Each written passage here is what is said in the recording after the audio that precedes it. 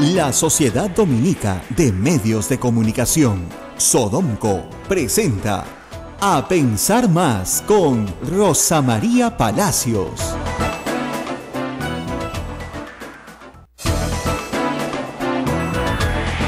Hola, buenos días. Hoy es lunes 18 de diciembre del año 2017. Rosa María Palacios, ¿cómo estás? Bueno, después de un día complicado ayer, ¿no? La verdad, para todos los peruanos, para ti, para mí, para los periodistas también, para todos los que trabajamos en la noticia política.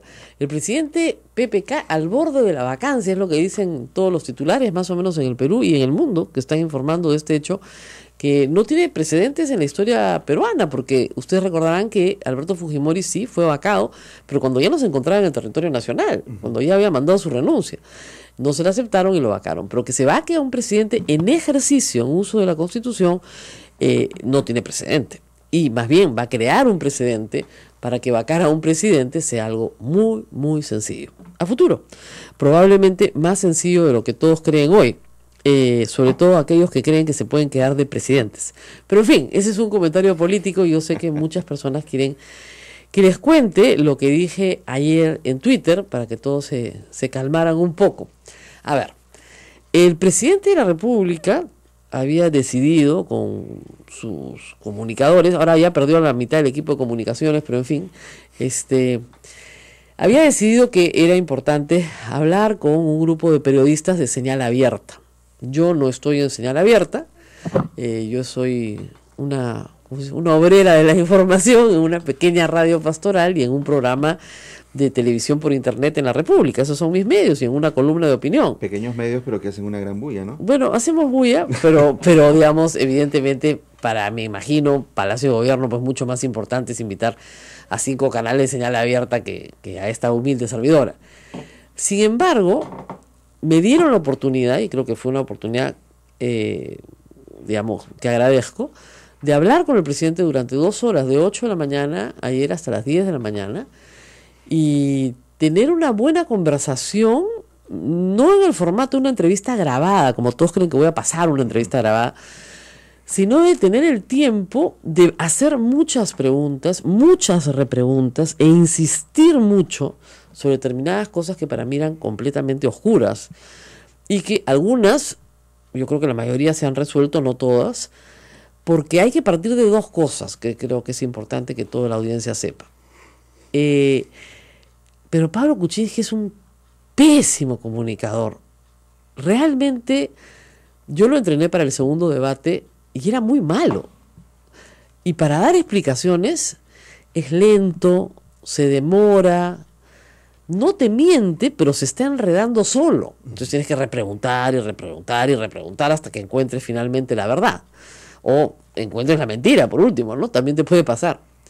El formato de 8 minutos de ayer fue muy duro con los periodistas porque en realidad no permitía que le terminaran de preguntar. Las preguntas iban quedando sueltas, ¿no es cierto? Y las preguntas sueltas son afirmaciones al final, queda como afirmado, ¿no? Entonces, yo creo que fue un formato muy abierto porque se le dijo a que venga todos los canales de señal abierta y que cada uno nombre su periodista como quieran, ¿no es cierto? Y las preguntas fueron muy buenas, pero si quería saber toda la verdad, iba a estar complicado, porque él no sabe comunicar, se comunica pésimo, paso, pero qué negado es, qué bárbaro. ¿A qué te refieres exactamente con que se comunica pésimo? O sea, ¿por la manera como transmite su información? La manera, las pausas, ¿no es cierto? Los silencios. Que se interpretan. Claro, que se interpretan. Claro. Por ejemplo, Mauricio Mulder lo criticaba por su lenguaje gestual. Bueno, es que él no es Alan García, pues. Ajá. ¿Te das cuenta? Ahora, tampoco es Keiko Fujimori que se niega a un formato así, ¿eh? Keiko Fujimori lee un papel delante de una pantalla, ¿no? Tampoco. Pero no es una persona que tenga esa capacidad de persuadir a través de la palabra. No, en absoluto. Para nada. Y la segunda cosa que tiene después de esta conversación que me queda claro es que en su vida profesional y en su vida política, en las 2 vidas, confía en la gente equivocada. ¿Qué tino, ¿no? Realmente qué desatino para confiar en la gente equivocada, en las 2 vidas, ¿eh? O sea, este es un hombre que confiaba en el diálogo con Keiko Fujimori. Obviamente va a confiar en cualquiera que le parezca más o menos profesional. Te diré que la entrevista partió cuando me escribió Freddy Chirinos, que fue el que me invitó a esto. Le dije, pero si el presidente a mí hace un año que no me habla. Cada vez que yo he intentado decirle, oiga, esto está mal, no lo haga, ¿no es cierto? A mí no me han hecho el más mínimo caso. ¿Y has tenido oportunidad en principio de esta entrevista de decirle, ¿se lo dije? Mira, eso es bien antipático, ¿ya? Sí, yo sé. Pero pero de frente me lo dijeron, sí, ya sabemos que lo dijiste. Le dije, yo no quiero ser la pesada. Y me dijeron, sí, no, tenías toda la razón. Yo hace un año, cuando vacaron a Jaime Saavedra, sí, fue la última vez que hablé por teléfono con el presidente, y le dije, vienen por ti, te van a vacar. Y me dijo, lo sé. Dije, bueno, si lo sabe, qué bueno. Pero no, lo sabía, pero no lo creía. Creía que este escenario no iba a existir. Nunca se imaginó que iban a ser capaces de eso, es lo que me dijo. Yo se lo dije hace un año, te van a vacar. O sea, no entendía él que sacrificar a Saavedra era el inicio de su propio fin. Bueno, no la vio, pues hay veces que uno la ve mejor que otros, pues, pero tampoco uno puede ir restregándose en la cara. Y la razón de esta conversación era esa, que la única que le dijo lo que le iba a pasar era yo. Entonces me preguntaron si quería una entrevista, dije, yo no tengo un medio, pero lo que quiero es que me explique la verdad. Yo lo que quiero es entender. Porque acá hay muchas cosas de los que han dicho los periodistas anoche, las mismas preguntas, prácticamente las mismas preguntas que todos nos hacemos. La única diferencia es que yo he tenido más calma para poder obtener respuestas y que también he tenido la suerte de conocer un poquito del sistema jurídico peruano y del sistema jurídico norteamericano. Cosa que también es una mezcolanza en la cabeza del presidente y es de ignorancia de todos los demás. Y algo más. Ayer le pregunté que me explique realmente cuál es su trabajo en el sector privado. Porque yo creo que la gran mayoría de peruanos no saben exactamente qué hace, cómo se gana la vida. Porque su trabajo es un trabajo muy complejo y muy extraño para la gran mayoría, ¿no? Si yo digo, soy periodista, ustedes me entienden. Si soy abogada, ustedes me entienden. Si yo digo, soy banquero de inversión, es más raro, ¿no? Pues uno piensa al banco, va, te dan una hipoteca, un préstamo. Ya, él no hace esas cosas. Él no hace eso. Él hace otras cosas. Bueno, muy bien. Entonces, si quieren, empezamos por ahí. Porque yo lo primero que le pregunté, explícame la naturaleza de tu trabajo. O sea, ¿qué cosa haces tú? ¿Ah? Entonces, el presidente ha tenido en su pasado profesional, sobre todo en los últimos 25 o 30 años, dos actividades centrales. Una es levantar grandes fondos de inversión, que eso es lo menos. Habrá levantado, me dijo, durante su vida profesional unos 5 fondos. Pero estamos hablando de 800, 900 millones de dólares. No son de él, obviamente, son de lo que se llaman inversionistas institucionales. O sea, un fondo de pensiones en Canadá, ¿no es cierto? Una mutual en, qué sé yo, en Estados Unidos. Un fondo de inmobiliario en no sé qué otro estado. Entonces, esos inversionistas institucionales representan a millones de inversionistas a su vez que colocan su dinero en fondos para que les renten, ¿ok? Todos quieren tener una rentita, grande o chiquita, ¿no es cierto? Y a su vez se aglutinan, y invierten. ¿En qué invierten estos fondos? En todo, pero básicamente en grandes obras de infraestructura, ¿no es cierto? Por ejemplo, o de servicios, concesiones, sobre todo en América Latina. Él concentró su labor sobre todo en América Latina, que eran mercados que conocía más o menos bien. Entonces, durante 30 años se dedicó a eso. Y el otro trabajo que hace un banquero de inversión es no solamente constituir un gran fondo para que este fondo rente a todas las partes, ¿no es cierto?, sino que, por ejemplo, viene una empresa, por decirte, no sé, Bacus, por decirte, la Iglesia Católica, o sea, cualquiera, y te dice, mira, tenemos que hacer esta fábrica, ampliar esta fábrica. Nosotros no tenemos plata, pero vamos a tener plata, porque al ampliar nuestra fábrica vamos a ganar mucho más. Entonces, si nos vamos a un banco, ¿no es cierto?, la tasa de interés del banco es más alta que nosotros hacer una emisión de bonos, por ejemplo, y que ese bono lo vayamos pagando ¿En qué basamos nuestra credibilidad? En que somos una empresa de tantos años, con esta inversión, con este patrimonio, con este activo, y honramos nuestros bonos. ¿Ok? El que arma todo ese esquema es Kuczynski. El que dice, ya, ¿hasta cuánto puedes emitir? Si puedes emitir o no puedes emitir. ¿Dónde vas a emitir? ¿Vas a emitir en Nueva York? ¿Vas a emitir en Lima? ¿Vas a emitir en Santiago? ¿En Argentina? Todo el esquema, a lo largo de 50 años de experiencia, ¿no es cierto?, es su activo principal, armar estos fondos para empresas. Lo que más ha hecho, más que fondos grandes de inversión, lo que más ha hecho es fondos empresariales. ¿Ok? En el transcurso de su vida ha conocido a mucha gente muy prestigiosa en este mercado. Él es de los mayores, de los más viejos. ¿Ok? Sepúlveda es una persona mucho más joven que él. Elejalde, que es colombiano, que también ha trabajado con él en varios casos, son más jóvenes que él. Y también se dedican a lo mismo. Normalmente tú contratas a una empresa o a varias empresas que se unen para estructurar un fondo. Es como si tú contrataras a 6 estudios de abogados para hacer determinado trabajo y ellos coordinan entre ellos. ¿Ok? Entonces, a veces contratas a un estudio de abogados, y contratas a 2 estudios de abogados y a veces contratas a 5 estudios de abogados. Bueno, lo mismo pasa en la banca de inversión. A veces no contratas a un banquero de inversión, sino contratas a 3 o a 4, o a veces a 1. Y obviamente no te pagan nada hasta que no se estructura el fondo, o sea, hasta que no se levanta la plata. Te pagan tus gastos. Claro. Y puedes trabajar varios años por las puras, porque nunca se levanta la plata, porque el mercado no confía en esa inversión, no confía en esas empresas, y simplemente trabajaste por gusto. Entonces haces un servicio de intermediación financiera. Un trabajo a pierde, entonces. A veces por eso los porcentajes de $600,000. De riesgo. De riesgo, claro, ¿te das cuenta? Riesgo, o sea, no $600,000. Sí, pero para ganar esos $600,000 te pasó 3 años trabajando. Por supuesto, hasta que se cristalice el proyecto. Exactamente. Son negocios de riesgo. Por eso no mucha gente se puede dedicar a esto. Y son negocios que implican un gran conocimiento de los inversionistas institucionales, del mercado, de las expectativas, de cuándo soltarlo, cuándo no soltarlo, cuándo vas a tener éxito, cuándo no vas a tener éxito. ¿Ok? Él se dedicó a esto toda su vida hasta que el 2001 lo llama Toledo, se viene al Perú y es ministro. Entonces, ahí la pregunta lógica es, claro, Sepúlveda su testaferro. Y usó esas palabras que son feas, ¿ah? Su testa, pues. Todo el mundo te lo va a decir, tira tu testa.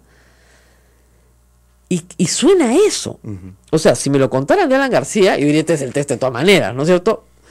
Pero lo que pasa es que acá hay una gran diferencia. Primero que este señor Kuczynski ha hecho este trabajo toda su vida. Ese es su trabajo, a eso se dedica.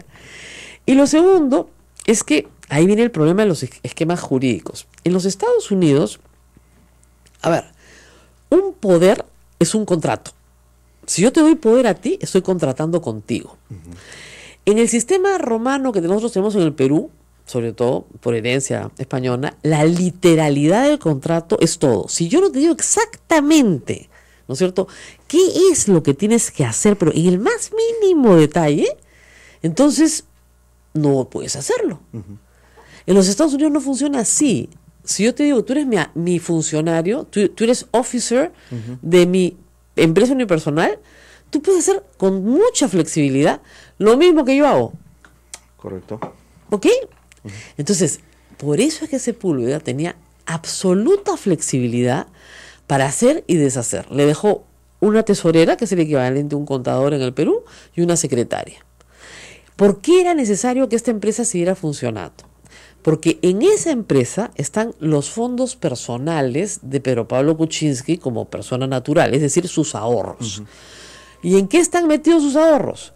En pasivos. Hay fondos de ¿qué cosas son pasivos? Dije, acciones en bolsa. No exactamente. Yo invierto también en algo que es muy riesgoso.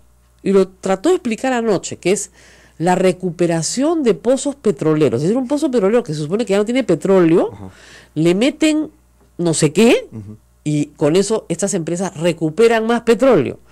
A veces recuperan, a veces no. Esas empresas emiten bonos igual, y PPK considera que esa es una oportunidad de inversión, y invierte.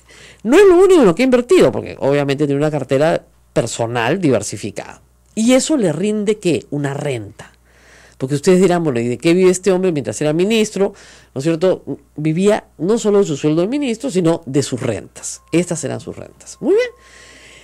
Entonces, ahí dije, bueno, si eran tus rentas, entonces te tenían que mandar plata no solo el 2007, sino cada vez que pedías. Y me dijo, efectivamente, cada vez que yo he requerido hacer una transferencia de Westfield al Perú, se ha hecho. Y en el Banco de Crédito deben estar muchas transferencias. Y en los últimos años, más. O sea, porque cuando dejé de trabajar para ser candidato, obviamente ha habido muchas más transferencias al Perú porque no tengo rentas. Además me dijo, la única renta que tengo en el Perú, que era la casa que alquilaba al lado de mi casa, ya nadie quiere vivir al lado de un presidente, entonces no tengo inquilino. O sea, así de pedestre el asunto, ¿ya? Muy bien. Entonces regresamos a Sepúlveda. Sepúlveda fue una persona muy profesional, lo dijo ayer, porque Milagro Leiva le preguntó 10 veces, creo que si era su amigo, y nunca le dijo que era su amigo. Era una persona muy profesional en la que él confiaba plenamente, eso sí, plenamente, la típica de este hombre, plenamente. Entonces le dijo, tú te ocupas de mis cosas y me rindes cuenta, un balance una vez al año, ya está, listo. Y Sepúlveda se puso a hacer los negocios que no podía hacer con First Capital domiciliada en Chile, con Westfield domiciliada en Estados Unidos, que tenía que el prestigio de Pedro Pablo Kuczynski, no el prestigio de Sepúlveda. Y este señor Sepúlveda hizo brochures de First Capital donde lo ponía Pedro Pablo Kuczynski como su socio, cuando First Capital no era Pedro Pablo Kuczynski.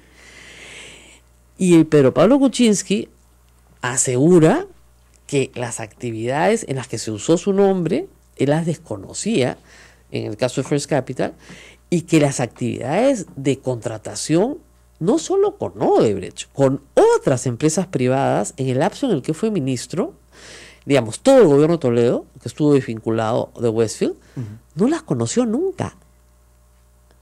Porque es muy sencillo, o sea, te busca una empresa privada, te pide que le estructures un fondo, firmas un contrato, participa un banco normalmente, en este caso participaba el Banco de Crédito, en el caso de Odebrecht, ¿no es cierto?, participaba el Banco de Crédito, participaba el agente, que era este Sepúlveda, y armaba el fondo de inversión y perfectamente levantaba el dinero que pedían y si tenía éxito lo hacía bien, si no tenía éxito no lo hacía bien. ¿Ok?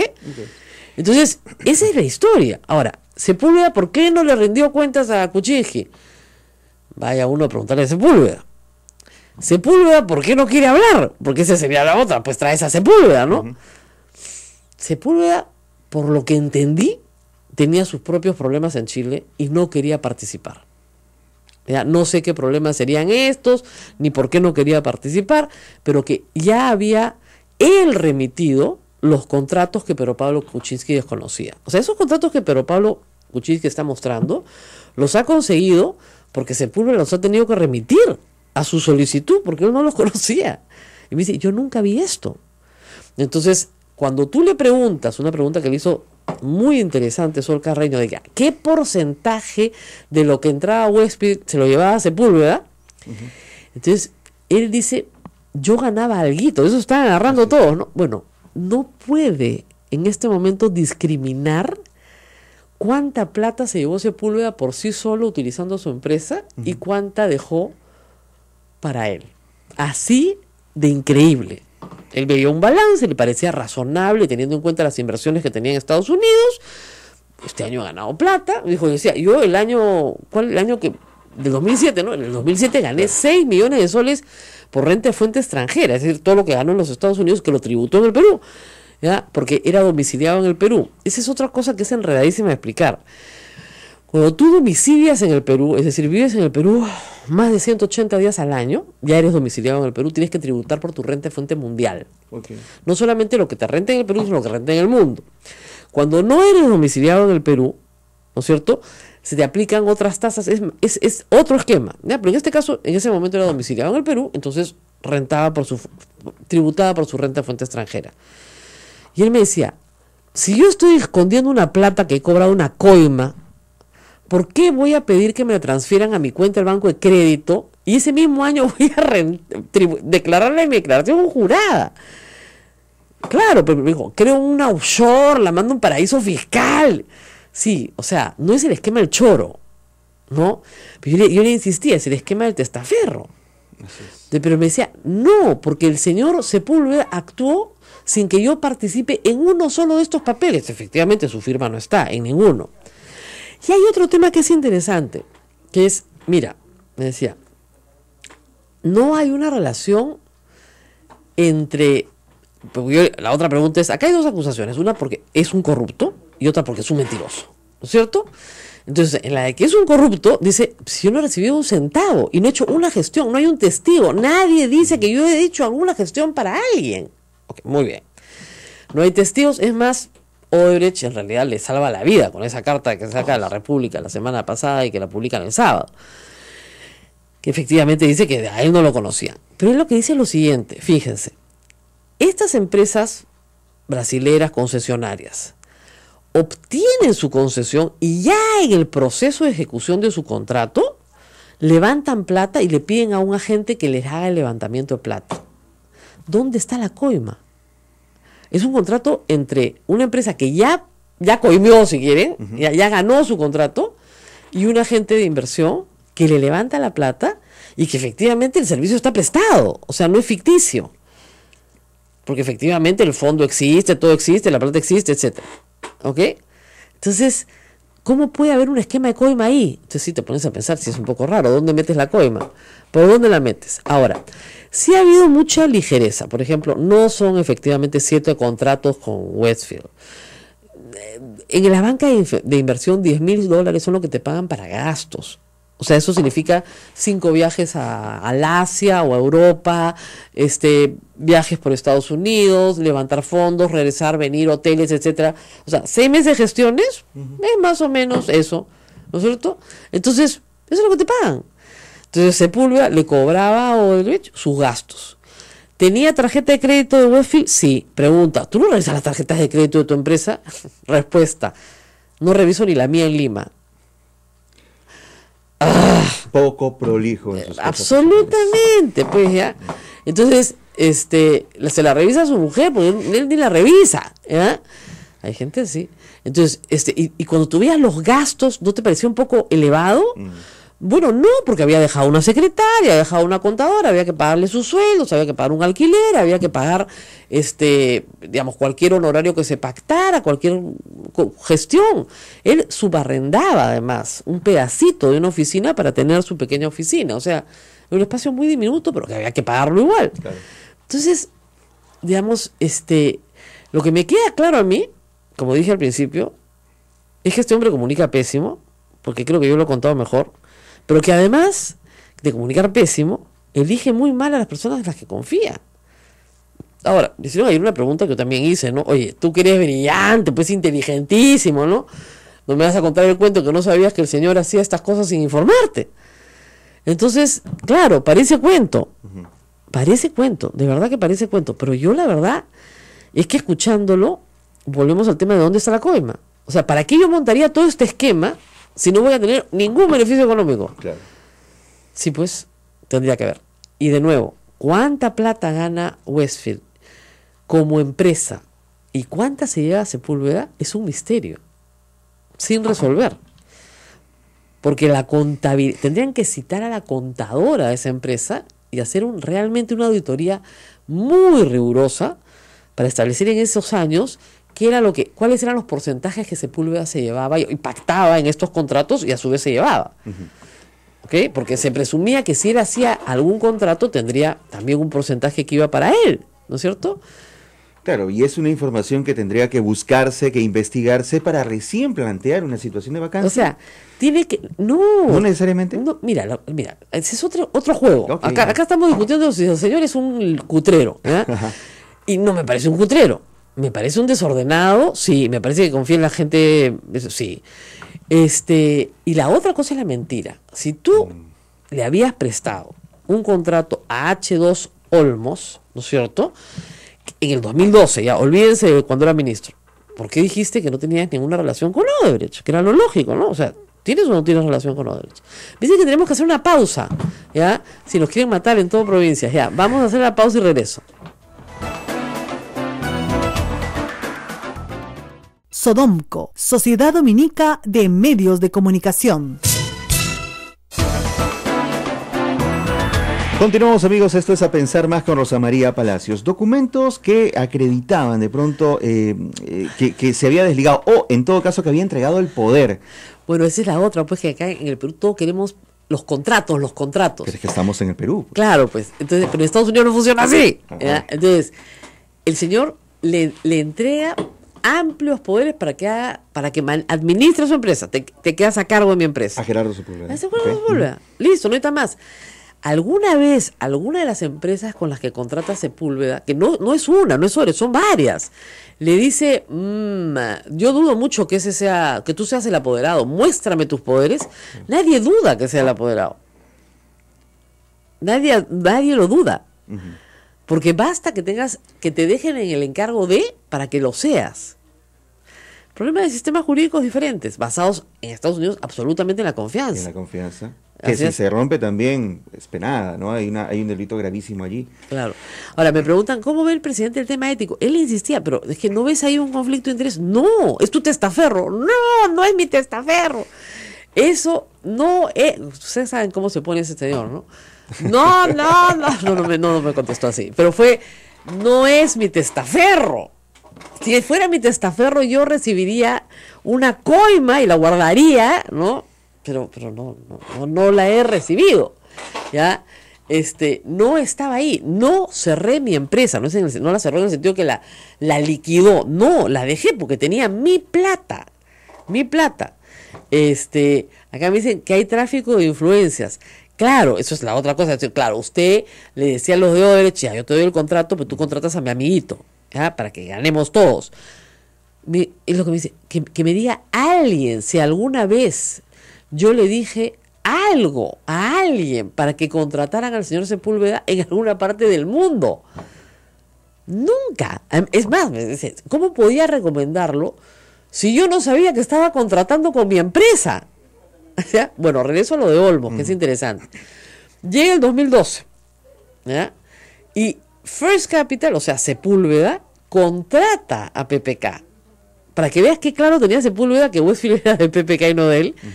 Y ya estaba él a cargo, ya estaba en Estados Unidos, había regresado a sus cosas perfectamente. Y le dice, te necesito para que me ayudes, yo te voy a pagar un porcentaje, por supuesto, a levantar fondos para Olmos. Pero no para que él los levante, ¿ya? Sino que le haga la estructura. ¿Ya? Parece una cosa sencilla, pero es más o menos compleja. Claro. ¿Ok? Entonces, pero Pablo Kuczynski le da pues su sabiduría, ¿no? A través de varias sesiones y lo ayuda a construir un fondo. La mayor parte del ingreso obviamente se la lleva a Sepúlveda porque el cliente era de Sepúlveda, no era de PPK. Para PPK su cliente era Sepúlveda. ¿Se dan cuenta de la diferencia? O sea, tú me contratas a mí y a ti te está contratando otro, pero como tú no puedes hacer todo el trabajo, tercerizas conmigo. Eso es. Entonces dice, en mi cabeza yo nunca hice un contrato con Odebrecht. Porque además H2 Olmos, por lo menos me explicó, es un fondo controlado por Odebrecht, pero que tiene otros inversionistas institucionales, no solamente Odebrecht. Que ese fondo contrata a Sepúlveda, que a su vez Sepúlveda me contrata a mí para hacer ese trabajo. En mi cabeza yo no he hecho un trabajo para Odebrecht, yo he hecho un trabajo para Sepúlveda. Que el fondo se beneficie con mi trabajo, porque eso es lo que hemos hecho, es cosa distinta a que yo haya beneficiado a Odebrecht o haya recibido plata de Odebrecht en 2012. Pues yo le decía, ahí está frito, cholo, porque ahí sí es delito, ¿no? O sea, has mentido. No, me dijo, no he mentido.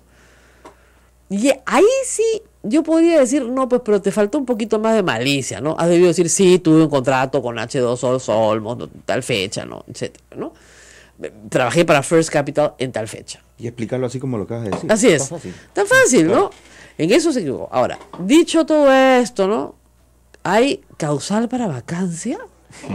O sea, la vacancia por incapacidad moral implica que tú eres un inmoral.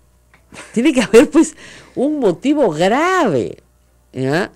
O sea, Alejandro Toledo no reconoció a su hija, claro, ¿ya? Y no lo vacaron, ¿no? En esto hay toda una discusión si es conflicto de interés, si no es conflicto de interés, si en realidad hay un tema ético de por medio, si en realidad, por qué no sabía lo que este señor hacía o no lo sabía, por qué no habla este señor, ¿ok? Pero, digamos, que tú digas ¿cuál es la inmoralidad? Delito no hay. Salvo el hecho que tú puedes decir que sí se puede interpretar que ha mentido. Ya, eso tiene 2 años de pena, etcétera. Ya, pero no hay. Ya, bueno, muy bien. Ahora, sacado el delito, salvo que una investigación bien hecha, pues con un fiscal, un juez, etcétera, lo determine más adelante. Pero, miren, en todo caso, anoche le dijo Milagro Leiva, negociación incompatible. La negociación incompatible tiene 2 años de pena. Estos son hechos ocurridos en el 2006. Recontra prescribieron. O sea, no hay forma que puedas juzgarlo por eso. ¿Ya? Pero, bueno, por último, supongamos que ya eliminas el tema delictivo y nos vamos al tema moral. Está mal. Lo que yo creo que está mal es que este hombre sea tan confiado, desprolijo en sus cosas personales y confiado en la buena voluntad de los demás. Y hasta ahora uno va viendo que en su vida política le ha pasado exactamente lo mismo. O sea, ¿cómo puedes confiar en el diálogo con Keiko Fujimori? ¿Cómo puedes confiar en un equipo de comunicación? Que ya vi que ya le aceptaron la renuncia al señor Cabello, que por si acaso renunció la semana pasada. Apenas saltó esto, renunció, obviamente. El señor Cabello es jefe de comunicaciones de Palacio, ¿no? Salieron todos corriendo, ¿no? O sea, es muy difícil, ¿no? Y esa es la persona que le decía que tenía que indultar a Fujimori todos los días como gran estrategia de comunicación. Y no entendían que la hija no quería cualquier cosa menos que indulte a sus padres. ¿Te das cuenta? Entonces, confía en las personas. Confía en sus vicepresidentes. Pero, por ejemplo, no ha salido Martín Vizcarra a defenderlo. Ha salido Mercedes Arauz a defenderlo. Martín Vizcarra no salió a defenderlo. Pero Mercedes Arauz salió a defenderlo, yo creo que un poco obligada por las circunstancias. Bueno, es que no puede ser que el que más defienda al Pedro Pablo Kuczynski que sea Pedro Cateriano, pues, ¿no? Sí, pues. Que es un ministro del régimen anterior, maltratado por este gobierno. O sea, eso es increíble. Los ministros, muy pocos han salido. Anushka Buenaluque hizo un reportaje anoche muy gracioso y que es verdad, pues. PPK siempre contigo, olvídate, nada, salimos todos corriendo. ¿Qué pasa si el jueves no lo vacan? La próxima semana, pues, hay profundos cambios en Palacio de Gobierno y en el gabinete, créanme. Porque, obviamente, lo que estamos viendo es que a este sujeto lo están dejando solo. Para que anda tú, ya, defiéndete solo. Sí, pues. Conseguir un abogado, porque le pregunté quién puede ser tu abogado, todo el mundo me pregunta quién puede ser. Bueno, ¿sabes cuál es el problema? 24 estudios de abogados han sido abogados de Odebrecht. Ay. ¿Ah? ¿Dónde consigues un abogado? 24 estudios de abogados de Lima han sido abogados de Odebrecht. En algún momento. Incluyendo penalistas, de todo, ¿no? O sea, societario, todo lo que hay, ¿no? No podrían defenderlo en ese No, pues porque te dirían que hay conflicto de interés, ¿no? Lógico, ¿no? Entonces no se puede. Entonces, todo lo tiene en contra. Todo lo tiene muy en contra. Y al frente, por supuesto, una bancada que recién entiende, de 71 congresistas, o sea, sumando a Jenny Vilcatona y restando a Kenji, son 71 igual, que ha convencido a los demás de que este es un buen negocio político. Porque no lo harían si no estuvieran convencidos de que es un buen negocio político. ¿Y cuál es el negocio político de esta vacancia? Es un triunfo del fujimorismo, ¿no? Es un triunfo del fujimorismo, claro. O sea, lo que no has alcanzado por los votos, lo alcanzas por la fuerza de tus parlamentarios. Es un triunfo. Y que el resto de partidos quieran ser colaboradores de ese triunfo, a mí me sorprende. O sea, no me sorprende lo del fujimorismo, porque yo misma se lo dije al presidente, te van a vacar, el primer día están buscando tu vacancia. Pero sí me sorprende de los demás, ¿ah? Pero tú sabes que te venden muchas ideas, pues, ¿no? Entonces, la única cosa que sería letal para el Congreso es saber que va a haber nuevas elecciones. Y eso solo lo sabrían si Vizcarra sale y dice, no, si lo vacan al presidente, yo renuncio, y Mercedes Arauz sale, si lo vacan al presidente, yo renuncio, ustedes verán cómo más. Bueno, de Mercedes Arauz se puede pensar eso, pero hay un puente entre ellos que es Martín Vizcarra, y él al parecer no ha mostrado un elemento un tuit la semana pasada que respalde al presidente. Yo lo conocí en un momento muy difícil como el de Chinchero, y la verdad es que me pareció una persona muy valiente y muy dispuesta a sacrificarse, y de hecho su renuncia es un sacrificio. Pero ese tuit del fin de semana no decía eso. Pero el tuit de fin de semana es desconcertante. Yo había escrito en mi columna, pero la verdad es que era muy desconcertante. Cuando lo vi ya con más calma, parecía un llamado a la institucionalidad, pero no, viéndolo bien, oye, ¿dónde contigo PPK? Como no está? decía Anushka anoche en Sí. ese reportaje, eso parecía su primer mensaje presidencial. No, ya los chismes en Lima, ustedes saben cómo Sí, es Lima, ¿no? sí. Ya está formando gabinete, Vizcarra, ya está de amplia base, Uy, con uy, uy. fujimoristas, con todo. Mm. Por supuesto te enamoran, o sea, te venden, les dicen que van a poder gobernar, que nadie los va a fastidiar, que les garantizan toda la tranquilidad del mundo. Yo le garantizo 6 meses a Vizcarra si acepta ser presidente. Y de ahí nuevamente. Porque una vez que vacas a un presidente, ya te vas por todos. Te vas por uno tras otro, tras otro. O sea, si tú vacaras a un presidente con un buen motivo, yo te entendería, ¿no? Pero si lo vacas sin motivo, ¿por qué no vas a votar al siguiente? Miren, Martín Vizcarra tiene empresas constructoras, ¿ya? Y ha tenido muchos contratos en Moquegua. O sea, le van a escarbar todo lo habido por haber. No le doy ni 6 meses, pero ni 6. Y si Meche cree que a ella le van a dar más que a Vizcarra, a ella le van a dar 3. O sea, vamos a entrar a un periodo de absoluta inestabilidad política a partir del jueves. Ahora, te entiendo. Y sálvese quien pueda. Claro, te entiendo cuando dices vacar al presidente les podría dar un rédito político a Fuerza Popular como, digamos, la bancada anticorrupción. Anticorrupción, Correcto. imagínate. Pero eso la no se bandera lo que creen están pues ni enarbolando. ellos. Pues. Pero vacar a un segundo presidente. En 6 meses todo cambia. Hace ¿Tú un crees mes que a se nadie... olviden lo de Kuczynski tan Mira, rápidamente? hace un mes a nadie se le ocurría que iban a vacar al presidente. Hace 2 semanas a nadie se le ocurría que iban a vacar. Sí, pues. Todo cambia. Lo que ellos han estado esperando es una oportunidad. Tienen la oportunidad ahora y ya está. Eso es. Entonces, ya está. Qué cantidad de trolls que salen a esta hora, qué bárbaro.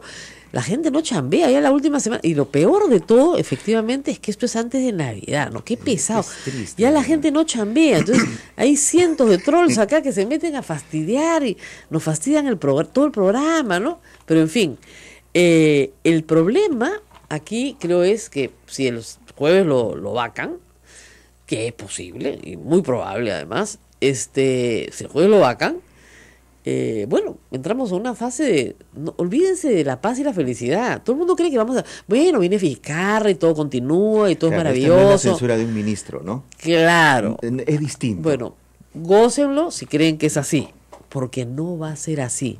Y fíjense, no me he equivocado varias veces, ¿ya? O sea, alguna credibilidad tengo en esto. No va a ser así. O sea, en este asunto van a ir por otro y por otro y por otro. ¿Ya? Y hoy día en la mañana me escribió una persona de fuera que ha sido parte del proceso político, pero ve las cosas ya desde lejos, y me hizo recordar también una frase de Churchill en la Segunda Guerra Mundial, cuando les decían que estaban teniendo muchas bajas, que los alemanes les estaban haciendo mucho daño, y que era necesario ir a conversaciones de paz. Y que Churchill los mira y le dice, ustedes no aprenden, ¿no? Uno no negocia con el tigre cuando tienes la cabeza metida dentro de la boca del tigre. Claro. O sea, no hay forma. O sea, entonces, si Vizcarra cree que puede negociar, o sea, si Meche o los vicepresidentes creen que pueden negociar una salida democrática, es que no han aprendido nada. No han aprendido nada. Bueno, anoche Mercedes Arauz parece haber aprendido algo de la lección. Había admitido de que había demasiada confianza en los diálogos. Mucha. Demasiada. Excesiva. Mónica Delta se lo pregunta y muy bien en ese sentido. O sea, Claro. Usted era una de las principales impulsoras del diálogo, ¿no? Claro, se la pasó en esa. Claro. Es decir, cuando sale esa bala, tú dices, bueno, ya, por fin entendieron, ya. Ahora, que ese Se han entendimiento lo demorado. lleva a la práctica. Y nombran a 3 ministros que no han hecho nada, nada por PPK, recomendados todos por Jorge Castillo, nada, como evidentemente no iban a hacer nada, ni el ministro de Justicia, ni nada. Y Mercedes Arauz en un plan de vamos a ser amigos, nos vamos a llevar súper bien. Ahora Le hemos vuelta a la paz. Le hemos vuelto a la página.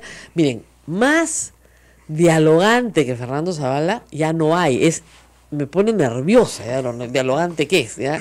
Qué incapacidad para mecharse por nada, ¿ya? Es lo que algunos llaman pusilánime. Yo no lo llamaría así, pero digamos, es incapacidad para cero confrontación, ¿ya? Cero confrontación. Mal jugado, pues, desde el primer día. Tú acá tienes que ir a confrontar. No te digo que no seas educado y no les des pues el beneficio de la duda, pues 5 minutos, ¿no? Pero Claro. pasados los 5 minutos, vas a la confrontación. Entonces, lograron confrontar cuando Zavala hace cuestión de confianza. Ya habían ganado por lo menos paz para los gabinetes. Eso habían ganado. Pero de ahí se fueron sobre el presidente, pues. Ahora, una buena noticia ayer es que el Tribunal Constitucional se ha salvado por un rato. Por lo menos hasta febrero. Hasta febrero está salvado y eso es una buena noticia. Muy buena noticia. ¿No es cierto? ¿Debería hablar de quién? Entonces, del otro... No, yo no hablo de gente que aprecio, por favor. Acá todo el mundo me dice, hable de fulano, hable de mengano. No, no se habla de los demás. Mala idea. ¿Qué me traes acá? Me quieren vacar por algo que otros hicieron hace 12 años. Sí, pues eso es lo que dice. Deja dudas, la República lo resume bien, ¿no? Deja dudas, porque no sabe explicar, pero no para justificar pues, la vacancia express, ¿no? Dijo, yo le agradezco a los congresistas, que verdad, el viernes yo estaba viendo, y ya no estaba al aire, por supuesto, no tenía este programa ya hasta ahora, ni el de la República, pero parecía que lo vacaban esa noche. O sea, Jenny Vilcatoma Era lo que la gente pensaba también. Ojo, sí. Jenny Vilcatoma insultaba a Marisa Glave, pero con unos insultos diciéndole que estaba negociando un ministerio, ya una cosa pero enloquecida. ¿Por qué? Porque si tenían 104 votos para admitir la moción, la podían votar el mismo día. Porque el reglamento te exonera de esperar del tercero al 10º día. Además, no es que han esperado, bueno, pues esperemos 10 días. No. En el tercero. O sea, están apuradísimos. Porque lo que no quieren es que la opinión pública cambie de humor. Quieren atarantar. Así es. Entonces, el viernes pasado, al atarante, sin escuchar nada, ya listo, vacao. ¿No? Así vacaron a Bucarán, en Ecuador. Y te conté, ¿no? Lo declararon loco. Por mano alzada. Incapacidad mental. Incapacidad mental. Entonces dijeron, él se hace llamar el loco. Listo. ¿Quién dice que es loco? Levanta vacao. Y se fue. Se fue, tuvo que ir. Con la boca abierta. Ahora, era un desastre. El tipo tenía 1000 problemas de corrupción. Esa era otra historia, ¿ya? Pero tú no dices, por mayoría, Ismael Soto, inmoral. Por mayoría, inmoral. Listo. Oye, pero yo quiero saber nada. Pero eso no es arbitrario. Pero No es una arbitrariedad. Pero lo que dice el presidente Berti es un golpe de Estado. Exacto. Encubierto y apañado. Sí. Y ya, si tus 2 vicepresidentes ayudan, qué mejor. Sobre todo el que está en Canadá. Pero eso es un golpe. Yo no puedo levantar la mano y decir, sí, ¿no? Ya, sí. Hay varios que se están colocando bandas antes de tiempo. ¿Eh? Mi productor nos está haciendo una larga chuleta que escribe y escribe y yo me muero de curiosidad de saber qué dice. Dice... ¿Cómo está el presidente? ¿Tú qué has hablado con él? ¿Cuál es su ánimo? Después de la pausa. Bueno, después de la pausa les cuento eso porque fue una pregunta que le hice. Porque hay una cosa que, como le dije, como siempre se le pregunta a los viejos, ¿cómo estás de ánimo? No es una pregunta muy educada. Vamos y venimos. Esto es A Pensar Más con Rosa María Palacios en las emisoras de la Sociedad Dominica de Medios de Comunicación. Retornamos.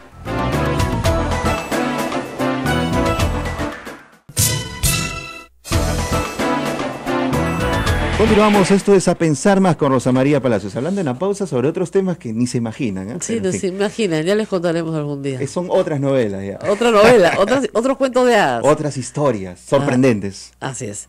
Ahora, 8:47 ya de la mañana, hay otras historias también importantes. Me preguntaron cuál era el estado de ánimo del presidente. Y yo creo que es de altas y bajas, ¿ah? De altas y bajas. Así me lo dijo. O sea, on and off, me dijo así en inglés. O sea, sube y baja. Y le pregunté por su salud, porque la semana pasada hubo una especulación muy seria que estaba mal de salud, ¿no?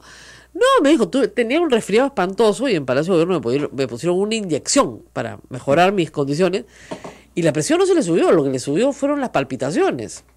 Arritmia, taquicardia. Taquicardia, palpitaciones. El pulso se le disparó, se fue a la clínica, lo vieron, se bajó el pulso y se acabó el problema. No tiene ningún problema de salud, por lo menos física, ¿no? O sea, anímica es otra. Ahora, yo me imagino, no he hablado con nadie de su entorno, que no deben estar nada contentos con los resultados de la entrevista de anoche, ¿no? Los comentarios han sido muy malos. Muy fuertes. Muy fuertes, no ha explicado nada, no entiende, qué sé yo. Pero lo que yo voy es que tal vez el formato no era el correcto, digamos, que era el correcto en el sentido de, pucha, hay que darle la oportunidad a todos los canales, la televisión abierta es lo que más se ve en el Perú, que cada uno mande el periodista que quiera, cosa que les digo, ni los candidatos a la presidencia hacen, ¿ah? Porque acuérdense ustedes que Alan García escogía a sus entrevistadores, ¿ah? O sea, así nomás no. Ollantumala también. Ollantumala también. Fujimori. O sea, olvídense, ¿no? Entonces, Toledo, vetadito, montones. Yo nunca he entrevistado a presidentes por esa razón. Entonces, ¿Verdad, ese es no? claro, nunca. Sí, es cierto. Porque, no, pues, ¿no? Teniendo alta audiencia en un canal de televisión, imagínate. No, se morían de miedo. Ya, pero yo soy una persona bien buena gente, yo no mato a nadie, no sé por qué tienen tanto miedo. Pero en fin, entonces sí, el tema acá es que este es un presidente que no tiene un partido político sólido, no tiene bases, no tiene aliados formales, por lo menos informales sí, de circunstancias sí, pero no formales. Sin embargo, ayer me llamó la atención que en la encuesta de Ipsos casi la mitad del país quería que concluyera su mandato. Sí. A pesar de que su aprobación se iba a 18%, la mitad, y la de Keiko también había bajado duramente, la mitad del país quería que concluyera su mandato, 47, 48% si mal no recuerdo, quería que concluyera el mandato. Lo cual quiere decir, oye, ¿sabes qué? Bueno, de repente no me gusta cómo está gestionando el Estado, pero una cosa es que no me guste su gestión y otra cosa es que en mi caso, por ejemplo, no me gusta su echada con el Fujimori, nunca me gustó y no me gusta, se la ha criticado en muchísimos artículos. Esta actitud tan dialogante, entre comillas, que no es más que entreguista, pues por último, ¿no? Y sin embargo, la gente dice, bueno, entre eso y la estabilidad, mejor la estabilidad. Claro. Porque el problema es que si hacen a Vizcarra presidente y ya vacaron a uno por una cosa que no da para motivo, después vacarán pues a Vizcarra de todas maneras. Y el que venga, y el que venga, y el que venga. Eso pasó en Ecuador igualito con Bucarán. Vacaron a Bucarán, vino Lucio Gutiérrez, vino Maguad, Hubo un momento que habían 3 presidentes, o sea, ¿te acuerdas? Renunciaron a la vicepresidenta. Hasta que vino Correa y le zampó 10 años de Correa. Y no se iba ni con bomba atómica. Igual pasó en Bolivia. Claro. Una inestabilidad política espantosa hasta que llegó Evo Morales, que no se querían nunca. Entonces, no me gustan estos golpes encubiertos con constitucionalidad, porque terminan muy mal, muy mal. Y hablando de eso, hay que recordar que el señor Eloy Espinosa Saldaña se ha salvado, por lo menos hasta febrero.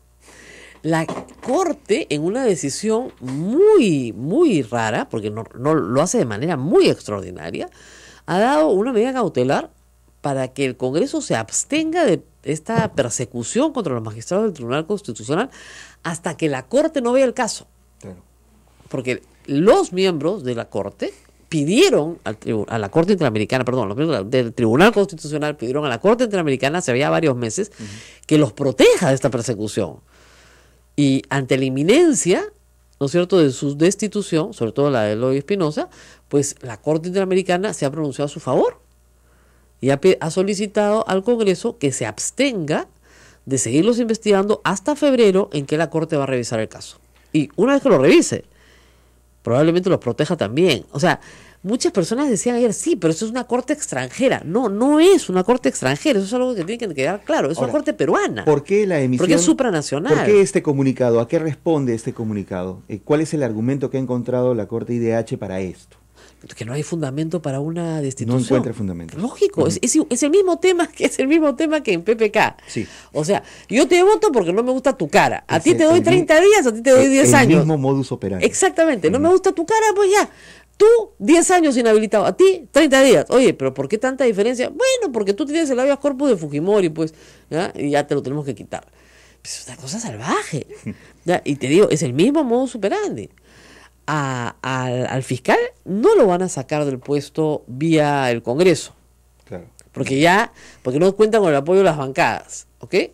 Pero en el caso del fiscal, se lo van a volar en el Consejo Nacional de Magistratura en 1 mes y medio. O sea, yo no sé si todos ustedes, mis amigos que me escuchan esta mañana, se dan cuenta del momento que está viviendo el Perú. Es complicado, es bien complicado, ¿no es cierto? No es tan fácil como decir, bueno, mira, si el presidente no nos gusta, lo sacamos y ponemos a otro.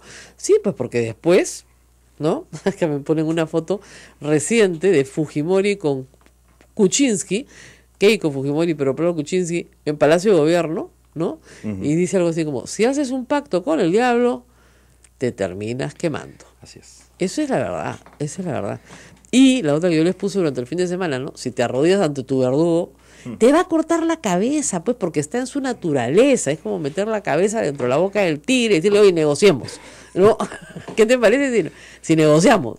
No se puede, pues, ¿no? Es así no funciona, ¿no es cierto? Muy bien, entonces, los panoramas que pintábamos hace unos días o la semana pasada, Rosa María, la posibilidad de una cuestión de confianza descartada, de que renuncien ambos vicepresidentes también. No lo sé. Yo pensé que iban a renunciar de todas maneras, pues no, obviamente, pero parece ser que alguien les está... El poder, mira, es adictivo. Yo lo he visto con tanta gente a lo largo de tantos años. Me parece que a mí me inocularon con algún tipo de vacuna y no, a mí no me atrae. Pero la gente que está en el poder no quiere dejar de estar en el poder.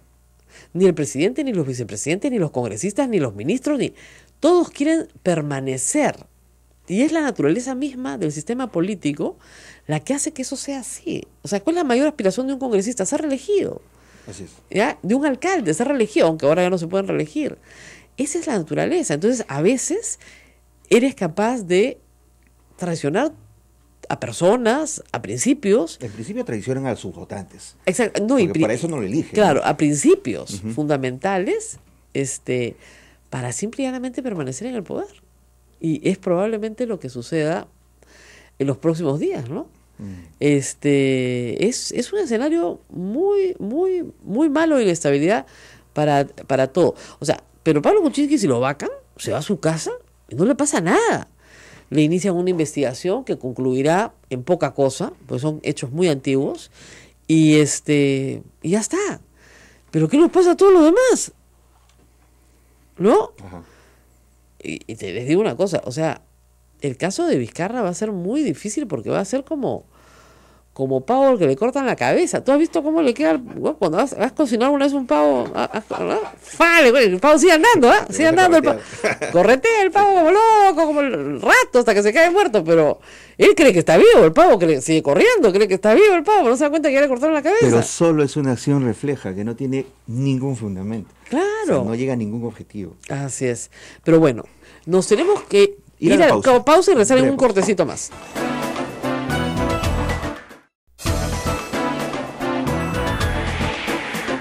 Continuamos, amigos, esto es A Pensar Más con Rosa María Palacios en las emisoras de la Sociedad Dominica de Medios de Comunicación, Radio Santa Rosa en Lima, 1500 kilociclos AM, Radio Santo Domingo Chimbote, Radio San Martín Arequipa, Radio Veritas RTV Cusco, Radio Cepagua Ucayali y Radio Madre de Dios en Puerto Maldonado. ¿Están todas? Estamos...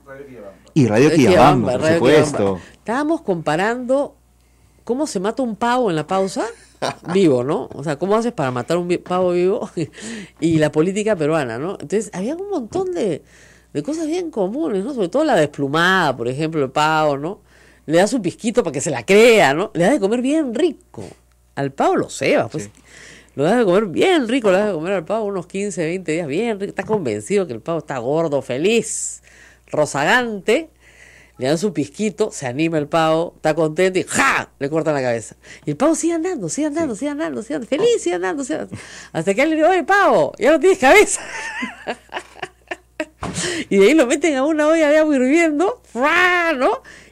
Porque las plumas son durísimas de sacar. Son muy duras. Bueno, no se traumen, esa es la forma tradicional de claro, beneficiar un pavo, ¿no? Ahora con su cupón, claro, y su empresa y canjean su pavo. Pero así era, o sea, Ismael, Abel y yo, que somos más viejitos, tenemos la costumbre de haberlo visto en vivo y en directo. Como tú dices, son esos traumas de la infancia que uno no olvida, ¿no? No se te olvidan, sí. Sí, es increíble. A propósito, por acá preguntan, ¿PPK será la cena de Navidad? Acá me están dando una sugerencia buenísima. Si yo fuera PPK, dice el señor Rodolfo, llevo a Olivera para que hable 60 minutos y le diga su vida a todos los fujiapristas. ¿No es cierto? Ya, si no podemos defender al presidente, bueno, salvemos al fiscal de la Nación y al Tribunal Constitucional. Bueno. Eso es, o sea, si ya eso lo podrías hacer si sabes que tienes los votos ya contra ti.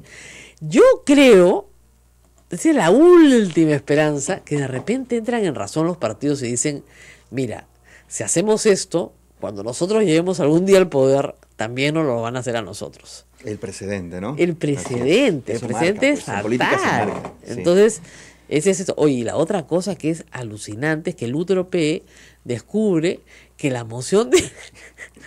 Miren, sí, esto no es una inmoralidad. La moción de vacancia es un copy-paste. Y mal hecho. Y mal hecho. UTRP ha descubierto, ¿ya? Esto es increíble, maleado. O sea, vas a vacar un presidente con una moción de vacancia que es cortar y pegar. Calcado. ¡Qué fuente! ¿Ya? El autor es Abraham García Chávarri. La revista se llama Revista Pensamiento Constitucional. Es una revista de la Universidad Católica publicada en el 2013. ¿Ya?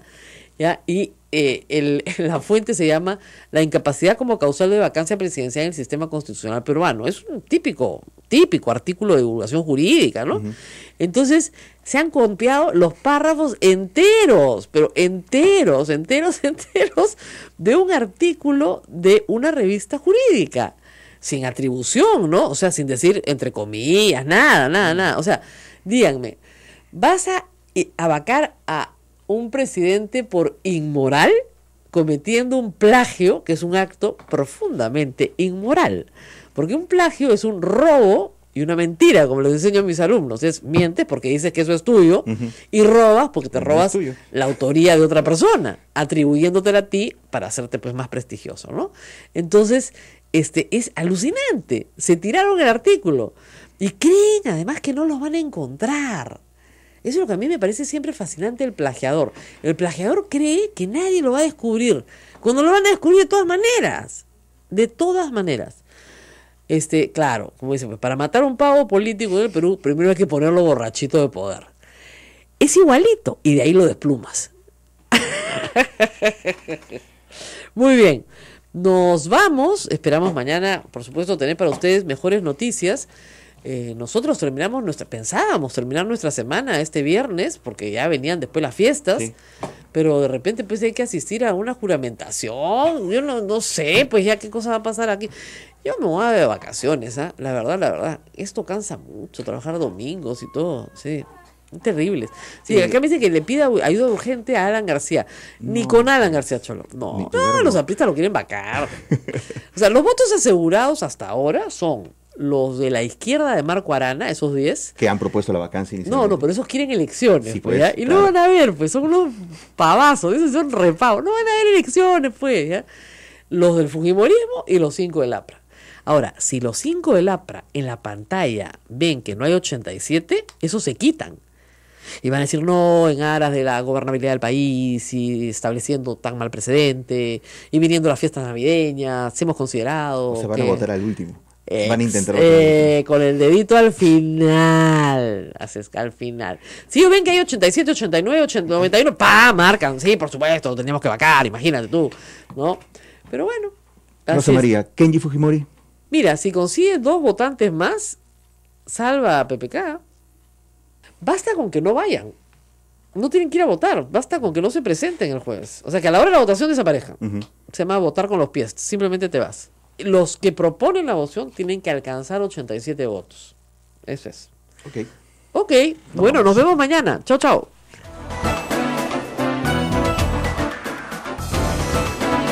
Hasta aquí. A pensar más con Rosa María Palacios. Este programa fue producido por la Sociedad Dominica de Medios de Comunicación, Sodomco.